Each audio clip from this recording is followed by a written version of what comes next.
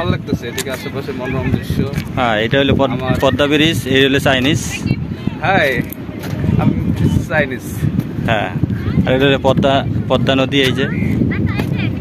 এই যে পদ্মা নদী।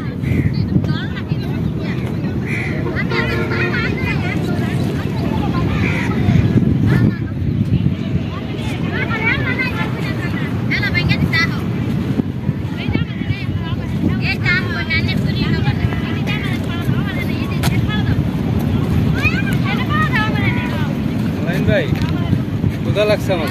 ওই যে ওখানে যাই দেখতে হবে, ওই যদি আই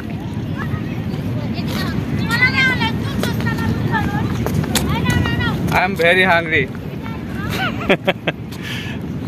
এখন যে ইলিশ যে এখন ইলিশ মাছ খাবো আলামিন ভাই আর আমি।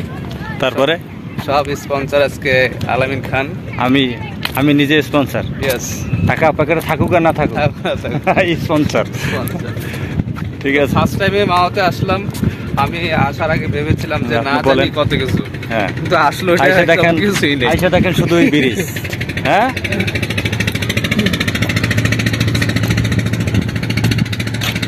ফাঁকা জায়গায় তো ছবি তুলতে। মাওয়া ঘাটে যখন আসবেন, দোকানে মাছ কেনার আগে দোকানদারের সাথে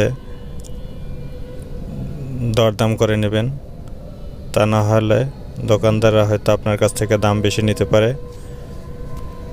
আমরাও তাই দোকানদারের সাথে দরদাম করে নিয়েছি। মাছগুলোকে এখন কাটবে সুন্দর করে, কাটার পরে ধুয়ে নিতেছে। ধুয়ে তারপরে হলুদ মরিচ মাখানো হলো।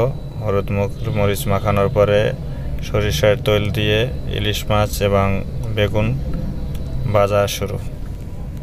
ভালো লাগে। টাটা, বাই বাই, আল্লাহ হাফিজ। আল্লাহ হাফিজ।